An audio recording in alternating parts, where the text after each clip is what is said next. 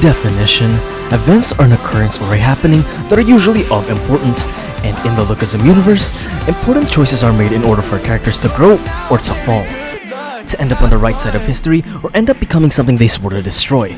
Zack Lee and Johan Seong are embodiment of these two concepts.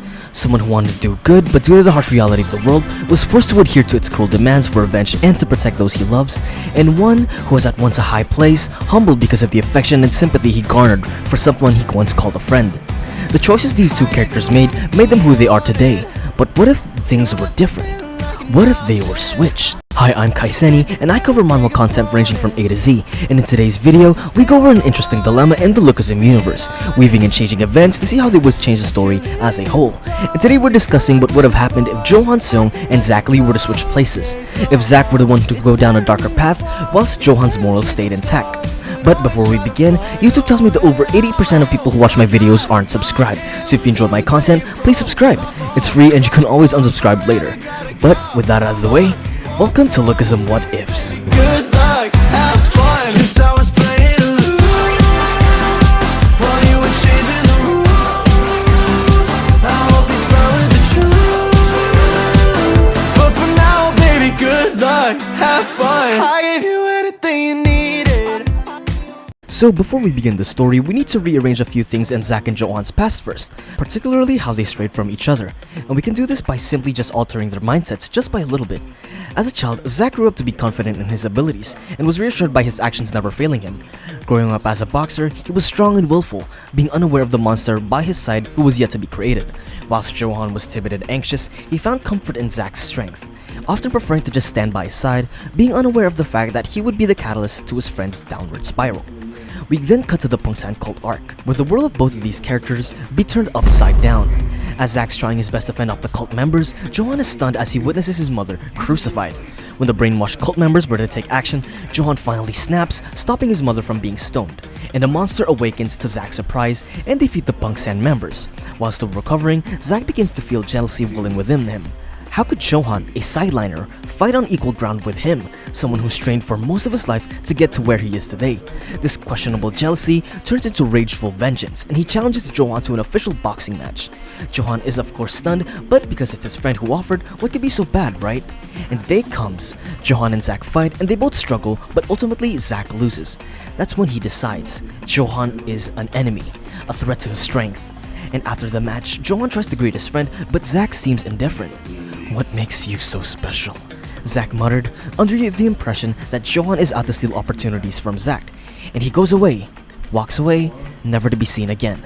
And that finishes our prelude. Now time to get back to the current timeline. Daniel has just moved into Seoul and he's got a new place and a new haircut. Walking out of the store, he bumps into none other than Mira. Like in the original series, Mira helps him up and a figure from behind Mira calls. It's Johan.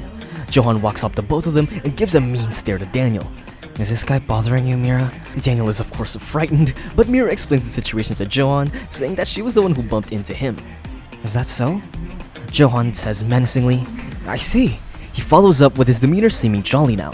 He helps Daniel up, asking if he's okay, showing his concern, which is something Daniel has never felt before. The small talk ends, and as Johan and Mira are about to leave, Daniel musters up the courage to ask them if they wanted to hang out and drink coffee sometime, to which Johan responds with a yes, asking Daniel for a time and date, and Daniel awkwardly answers, and so that ends Johan's first encounter with Daniel. A few weeks pass, and Johan hears about having a new classmate. The fashion department's class starts, and we're introduced to J-High's newest student, Daniel Park. As he enters the classroom, everyone is stunned by his attractiveness, including Johan. Now this is where the timeline differs from the original. As in the original series, Zack picks a fight with Daniel and loses. But here, Johan is just a nice guy, and instead of picking a fight, he offers to be Daniel's friend, touring him around the school and opting to sit with him at lunch. During lunch, while Johan and Daniel are eating together, Johan gets picked on by the bullies in his class. The day ends and Johan and Daniel part ways. As Daniel gets home, he catches up to Jiho. Like in the original series, Jiho is scared of Daniel but slowly opens up to him. He asks Jiho if he knew a place he could get a part-time job, and Jiho obliges. After that fiasco, Jiho and Daniel go somewhere to eat, precisely at Duke's grandma's tteokbokki place. They eat and talk, and Daniel asks why someone like Johan is being bullied. Jiho states that there's a rumor of Johan back in middle school of him winning a boxing tournament first place, but after that, he's never fought again. And Daniel speculates as to why Johan lets himself get bullied but can hold a mean stare down. And that's how the J-High arc ends. Meanwhile, somewhere in Gangbuk, our other side of the coin, Zack walks around at night, usually around nightclubs and around crowded places and such. The sole reason he wanders around there is usually just to pick fights. You see, in the original series, the reason why Johan became a crewhead and started stealing shoes in the first place was because of his mother's condition. It was out of desperation that Johan resorted to such means.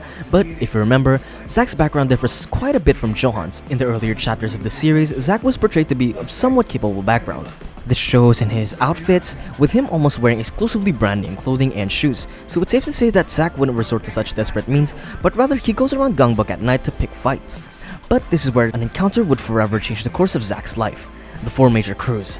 Gun Park, the founder of the Four Major Crews, heard about Zack's name through the grapevine. Someone in Gangbuk stirring trouble, beating the likes of Jinjiang and Lee's crew, K-House. Gun Park intercepts Johan on his nightly parades, and he offers Zack the chance to become one of the 4 crew heads. Reluctant, of course, he engages Gun in a fight, with him ultimately losing. Gun then offers another proposition. If he joins and he accepts the position as a head of a 4 major crew, then, in return, Gun would train Zack to get stronger. A memory of Johan flashes in Zack's head, and as he lies on the ground before he passes out, he nods in agreement, to which Gun says, "Excellent," as Zack gets dragged away by his new master. Under Zack's rule, he transforms K-House into the Iron Fist crew, or Chogun. With their newly formed crew, Zack's ideals align with Jinjiang's a lot better than Johan's did in the original timeline, so instead of getting angry at Jinjiang's schemes, Zack supports Jinjiang's plans, including the fake bank loan business. Back in J-High, everything seems like a normal day for Johan. He meets up with Mira and they head to school together and hang out with Jiho, Daniel, Vasco, Zoe, and Jay, and everything seems to go well. Daniel invites them to go out to eat, and Johan suggests a spot near his home. He said he'd like for his mom to meet his friends, and as they walk to Johan's home nearing his house, something seems off. His mom's parlor is open, but she hasn't opened up shop in months. Johan and his friends quickly rush over to find goons threatening Johan's mom. Before Daniel and Jay Vasco spring into action, Johan stops them. Johan asks them what they want, and they say that Johan's mom applied for a bank loan, but she's simply unable to pay, so they're here to simply take collateral.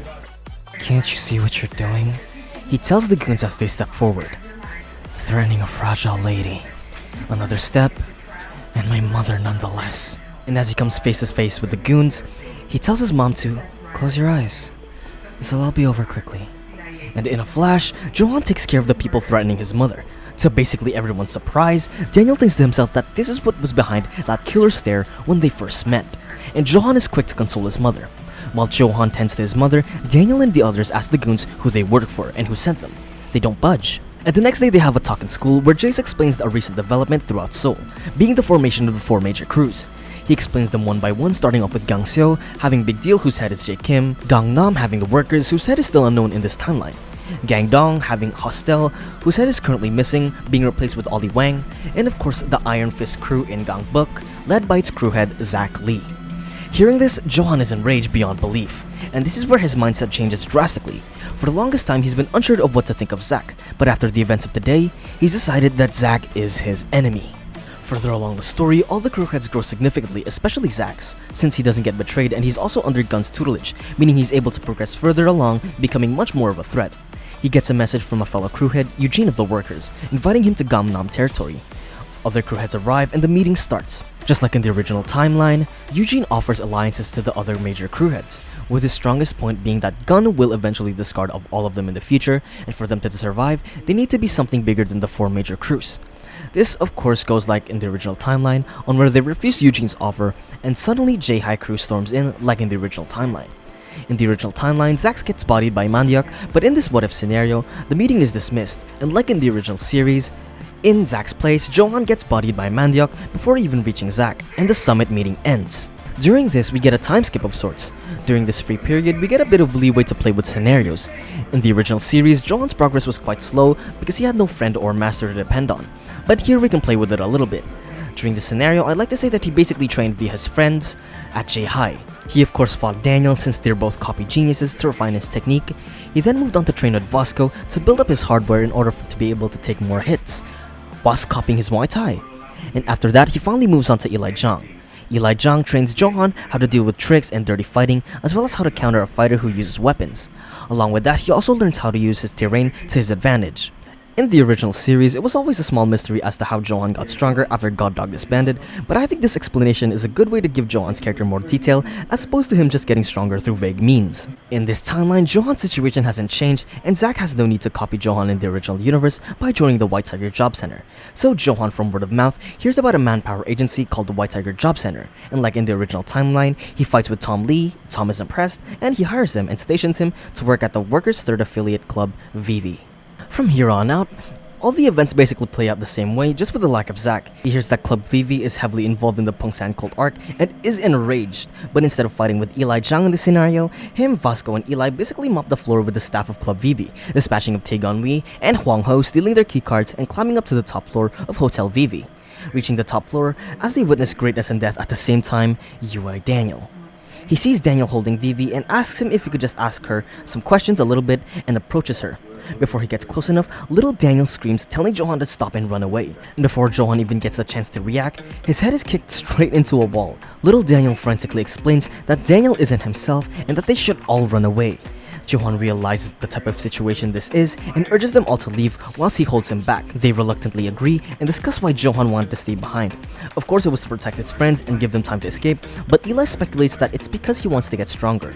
UI Daniel is the strongest thing Johan will ever have to fight, and despite knowing he'll lose, he wants to use Big Daniel as a stepping stone, copying him and his fighting style. Thanks to plot armor, Daniel's UI runs out and Johan doesn't fucking die, meaning that at this point of the story, Johan is probably on par with himself from the Hunt for a Big Deal arc. And speaking of, here at this point of the What If, Johan is stronger than he's ever been. He continues training with his J-High friends, an Animal Instinct unlocked Eli, a complete Braktak trained Vasco, and a Gun Park trained Daniel, adding Jae-Hong into the mix as well, which basically just upskills Johan and makes him stronger than he already was. The hunt for Big Deal begins and it all goes down like in the original series, with J-High trio being Johan, Daniel, and Vasco, along with Eli arriving to the scene.